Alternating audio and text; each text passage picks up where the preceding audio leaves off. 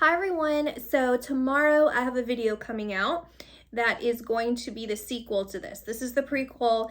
I already recorded tomorrow's video, however, I wanted to do a continuation of some channeled messages that I was receiving and also preface that video with some trigger warnings and just general statements, okay? Because the things that I've been saying lately on my channel and messages, if those resonate with you, this next video and this video will likely resonate with you as well. However, I am aware that there are new people coming in here. There are random people viewing my videos. I don't have obviously any control over those kinds of things. And what I'm saying obviously can sound like a psychotic break. We're not going to argue whether I'm crazy or not, okay? We're going to just make sure that you, random person out there, that you are a well-balanced individual and you don't have medication that you have just decided to stop taking, or you have some sort of violent ideas, or something is telling you to do violent things, or you're taking drugs and, if you are, then you are likely having some sort of imbalances in your brain, a chemical imbalance, or you're talking to demons. Okay, you don't have any sleep, get some sleep because you might be hallucinating. There ain't nobody hiding in the bushes or sending you subliminal messages here, okay? So let's preface things with that. That's it. And tomorrow my video is going to be very sporadic. And so just bear with me with trying to understand where I'm coming from. Use your intuition to kind of guide you to kind of listen to what I'm saying. Anyway, so what I'm getting is a channeled song that I'm going to post in this video and tomorrow's video. It's the same song because I feel like they're connected to both videos. And I'm also getting an Egypt connection to both videos. Now, it's some sort of, it feels very vague to me. The Egypt feels very vague. It's like, it feels like it's different for everyone, but that's a commonality with everyone who watches this video that this sincerely resonates with, is an Egypt connection. Whether you have an Egyptian artifact, whether you're Egyptian in this life, whether you have a connection to the Egypt in past life. And they show me how the span of the rule of Egypt was so long. It's like slavery and slavery and slavery over and over again. They're connecting that because they're saying how many lives could have circulated through that particular reign when you think ancient Egypt, not present day Egypt, ancient Egypt. So that, or I talked about jewelry and birds in tomorrow's video. And so if there's something that has like Egyptian ties, or even like I talked about tomorrow about turquoise, and that kind of stood out to me because I'll mention, I'm just telling you, I'm repeating myself so it doesn't, but turquoise, now I like jewelry, I like fine pieces, like, all kinds of different things, but turquoise itself I do not purchase. And I don't know where this came from. It's just like this little quirk that I have where when I saw turquoise for the first time, I fell in love with it. It looks like a little robin's egg. And I decided from the moment that I saw it that I would never purchase it. I would only own turquoise if it was gifted to me. So they're pointing this out because they're saying you might have some sort of quirk that is connected to Egypt, or even turquoise. I don't know if there's a connection to Egypt. I don't actually know much about the spiritual properties off the top of my head about turquoise, but maybe there's a connection there and you have a turquoise piece, or you're going to discover a turquoise piece that's going to be significant here. And then if ancient Egypt has some sort of connection, I feel like that's for someone, okay? Because I'm actually wanting to circle it because I wrote Egypt down here. That's for someone. So that's important. I'm picking up on that accurate, specifically for someone, okay? And then here's the other thing is the way that I'm hearing it specifically is I'm hearing dare to be more polarizing. And then I want to correct myself to say dare to be polarizing, but it feels like being more polarizing. And they're bringing me back to this conversation that I was having with my friend. And I need to write this down. I don't know. I wrote down Luna. I'm going to tell you the story, and I'm sure I can find it somewhere, but basically, I was talking to one of my friends, and they were telling me about, like, I mean, they are extremists, but they're, like, I don't know if they're, like, PETA or something, and they were chaining themselves to poles and all this stuff, and I was like, I love that. Like, I don't like violence, violent expressions, like, of, like, whatever people are passionate about. Like, I don't like that, like those types of what is it, like, you have a right to assembly, like, you have a right to, what is that called? Protest. I love people, like, I love protesters, I love tree huggers, I love all that kind of stuff that's, like, so intense, and, like, veganism, whereas you're just so passionate. Like, I love the passion in that, right? As long as it's not aggressive and violent. And I was thinking, and I was telling my friend, I'm like, those are my people. Like, people who are like that are my people, because that just excites me so much. To be surrounded by people who really feel a direct calling to something or injustices and just, like, go for it, right? And then they're taking me to this girl, right? Because after I had this discussion with my friend, like, later that day, I was reading about this girl who lived in a tree. She lived in the redwoods tree. And I'm going to link her below, because that's the Luna. Her nickname was Butterfly. But the book's like Luna, something about Luna. Luna's the tree, right? And so they're telling me that there's a comparison here for you to be more expressive, like, to be more polarized, like, be willing to take a stand.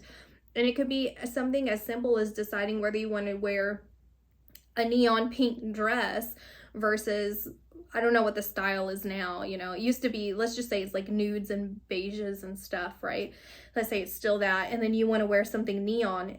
And so you're like, well, if I wear beige, then I don't have to deal with people staring, and maybe I'll look dated because this was something that was however many years ago or something. It's like, express yourself, be willing to express yourself, be willing to put yourself out there authentically and polarizing, you know, allow that to come out of you. And the way they're showing me, again, is in specifically artistic expression. It's almost as if there's an artist here, or it's how you're expressing yourself that's artistically, where they're just talking about the greats again, you know? It's like the greats have been willing to bend the rules, or even not know what the rules were to begin with, to bend them.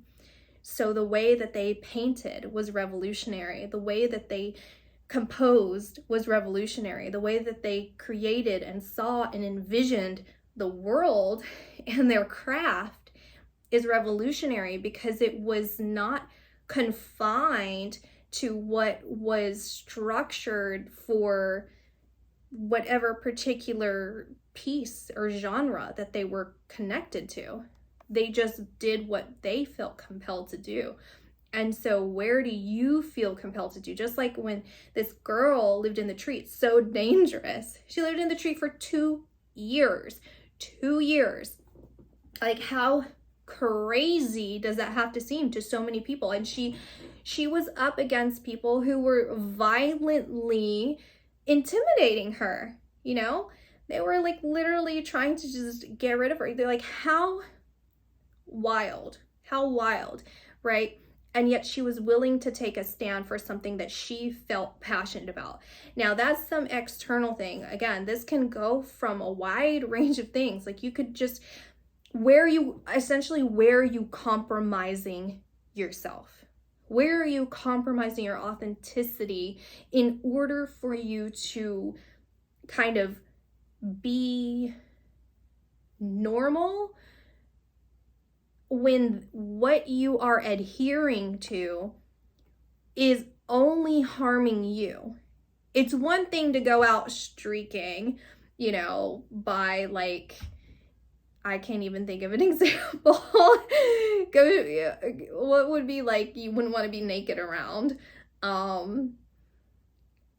A senior home, senior facility. I don't know. They probably don't care, but it's like something that could actually harm someone, you know, whether it's psychologically harming them or not. Like, you should obviously be mindful of other people, right? So that's not what I'm saying. You're not to be selfish in that way, but like, where are you potentially compromising your self-expression or yourself in however way this seems to be relevant to you, that you need to just go ahead and take the initiative to do, right? It has to come from a sincere place, a loving place, this is not an egotistical place where it's like forceful. This is like, what you're forcing is to refine yourself, is to confine and refine yourself. That's what you're trying to force when it's trying to come out. Like, it's like you're trying to stop the river from flowing. They're showing me this person. I've said this example before in a video. So if you watch, I think it was a pick card reading. I'm not sure where I mentioned this, but if you saw it and you remember this, then this is double confirmation for you. Or I was gonna say if you heard this somewhere recently. So I don't know where you would hear this. Maybe you're like physically, I don't know. It doesn't matter. The way that I'm saying it is someone who is swimming and swimming and swimming against the current, okay? And then that feeling where you just decide, I ain't gonna do it. And that feeling of flow. Like, feel that. Like, literally do a mental exercise in your mind and envision yourself trying to swim upstream and how that feels, swimming upstream, and then letting go and floating just down the stream. How relaxing that feels, how calming that feels, how serene. And you're saying, do that. Because when you do that, float down the stream, imagine all the beauty that you could admire. Like, they're showing me like butterflies, they're showing me birds, they're showing me trees, they're showing me logs, like just the complexity of nature alone. And that sound of the rushing water and the feeling of the water and how there's that warm sun, but then the current kind of brushes over you and it gives you that sense of coolness, but it's not too cold. It's just comfort and ease and beautiful. That's where you need to be. Because just as you're expressing yourself artistically, where it's just like coming out, it's like a free flow. It's like when you finally let go, it's like a dam that breaks, where it's just rushing out. Because there's so much pent up energy, so much pent up emotion, so much pent up expression that needs to get out.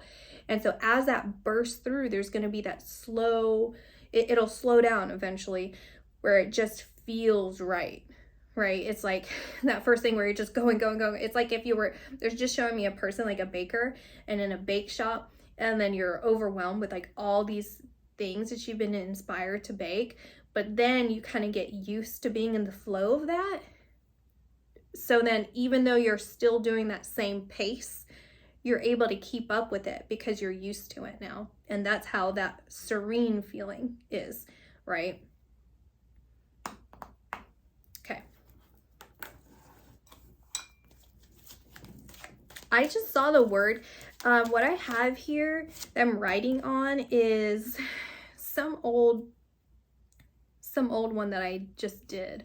I don't know which one this is. I kept crossing it off. It's not the word poisoning. It's not the word poisoning on here that I have, but there's something with the word poisoning here. I'm seeing the word poisoning written down.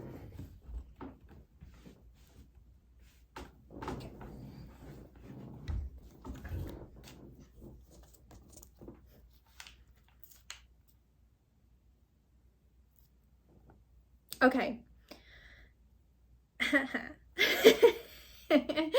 The first one we have is dream big. Let go of small thoughts about yourself. See yourself succeeding. We don't have to explain on that.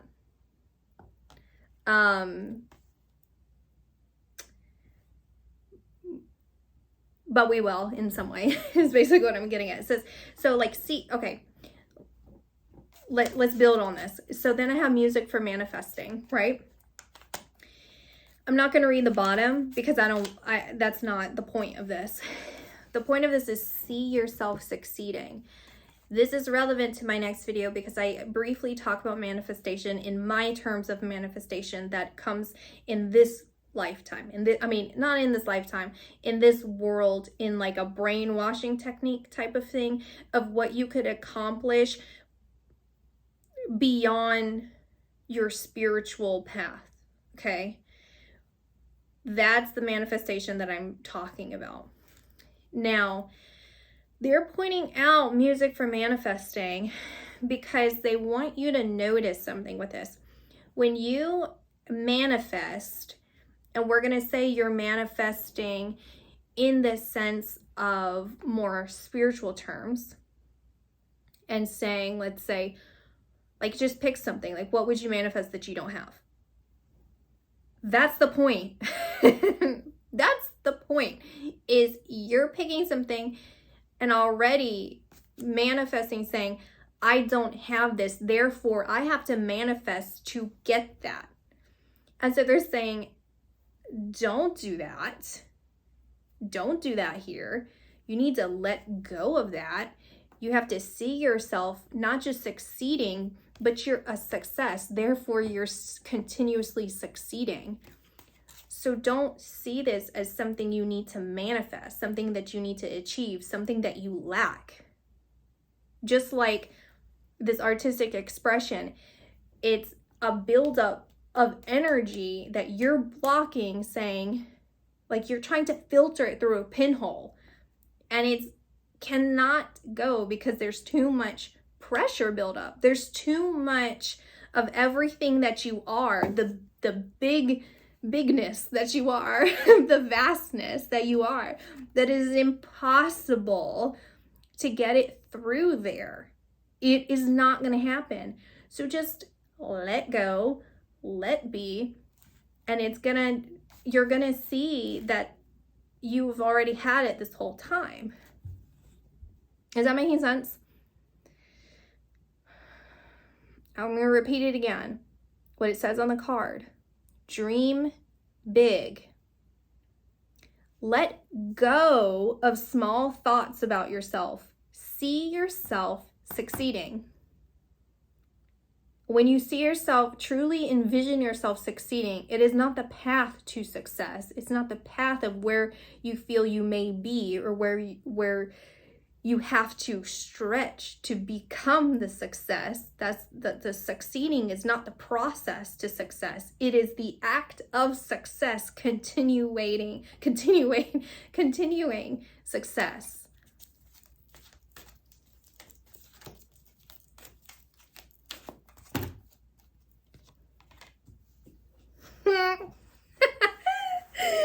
It's like, I don't even know. It's just so funny to me because I knew it, like, and it just makes me laugh. It just makes me laugh. I don't even know. It's just so funny. Okay, treasure chest. An unforeseen windfall of new abundance comes to you now. And look at her. She's like, what? That treasure chest has been there the whole time. All you had to do was open it. Like, look at how shocked she is. It's like, this is a feeling that I'm getting. It's like, And it reminds me again, because this resonates with other ones where it's like the one I just did where it's the justice, scales of justice, and you freaking out and being like, I like, what did I do? And then it's the same thing of like, what is this? It's like, it's been there this whole time. It's been there. Like, you're shocked. It's that same feeling, you know, when everyone around you is like, you don't see how amazing you are. You don't see how talented you are. You don't see how smart you are. You don't see how beautiful you are. You don't see all of this. You don't see how much you're loved. You don't see all this. It's like that, where it's like everyone knew. This is only hidden to you because you're not seeing it for some reason. But it was like it wasn't time. It's like character development. You had a little bit of character development going on here, okay? And now that you have that foundation, that humbleness to you, okay, that humility, all right, now you can do some big things. Now you got the treasure, you can stunt, you can put all that jewelry on you, you could sell it, whatever you want to do with it, give it away, whatever. But this is a gift. Okay, what you have to offer, okay, or keep within you, but I feel like it's something that you're sharing with the world.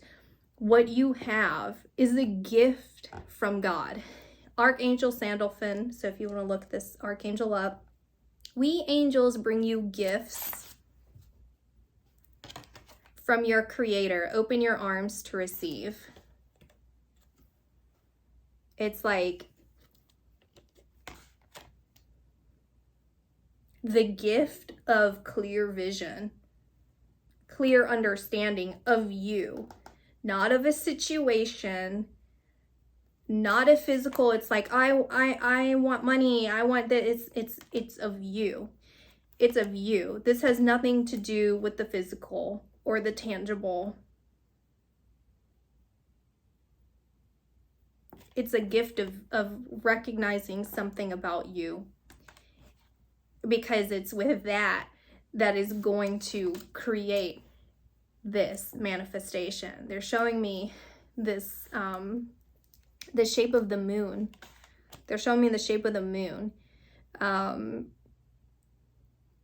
they're saying something about the moon and how she's being protected, like she's being helped or protected by this moon. See how she's sitting on it? And there's an importance here because they're pointing out the other video where I had the illumination, the full illumination of the moon. And so the dark side of the moon, the dark hidden parts of the moon, when you have experienced those parts, those pieces of your life, those different moon phases of your life, in essence, we're protecting you in some way. It's protecting you almost from manipulating your light or manipulating your divine gifts. There's something about your abilities, your gifts, your vision, your understanding, the way your artistry that's been protected in some way, in order for you to have this character development, to become the person that you've become today, so that when it kind of comes full circle, this completion, then you're going to be able to handle that in a way that is going to best serve humanity and serve yourself. It's in a way that's supposed to really help everyone in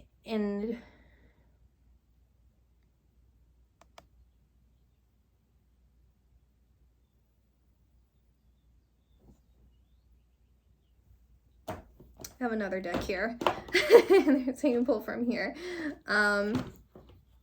Okay. I'm pull from here and read the guidebook.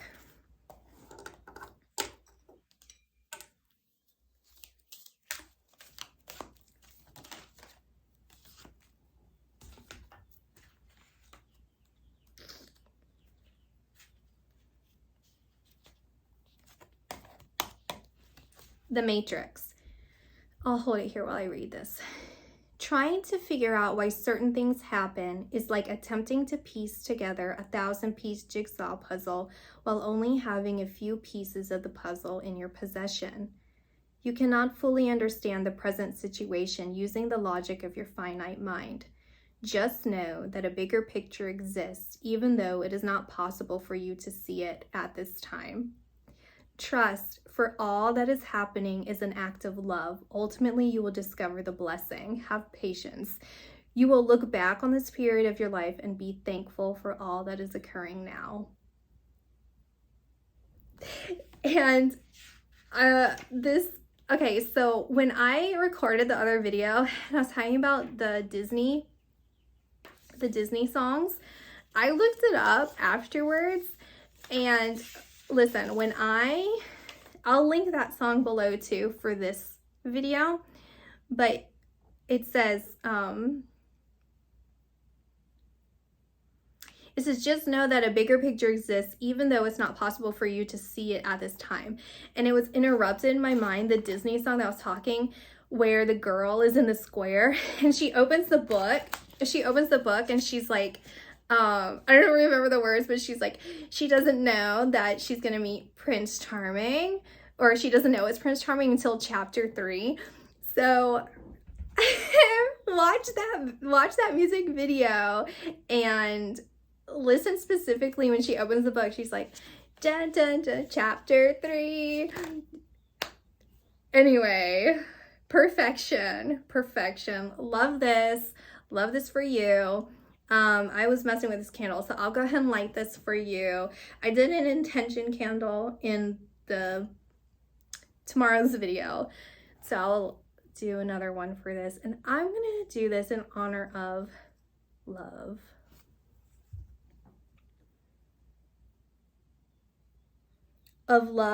And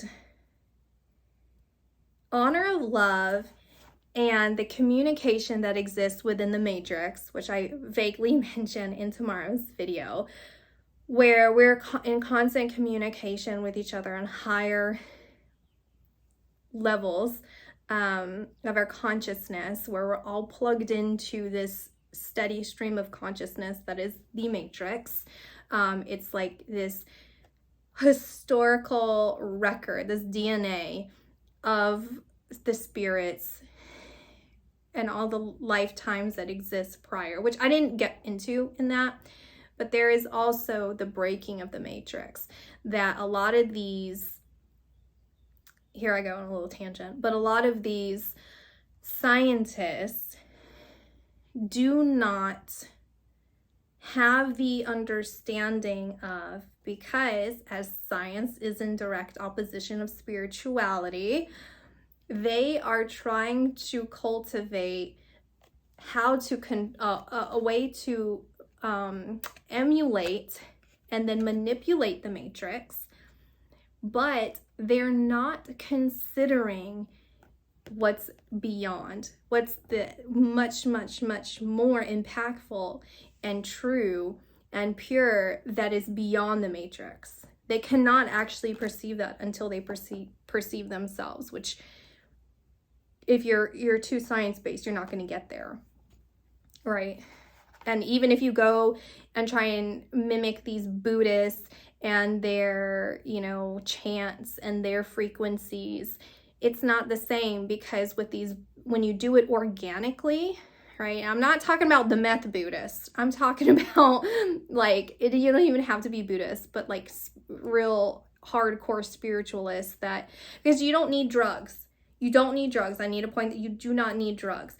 Spirit is much stronger than a drug.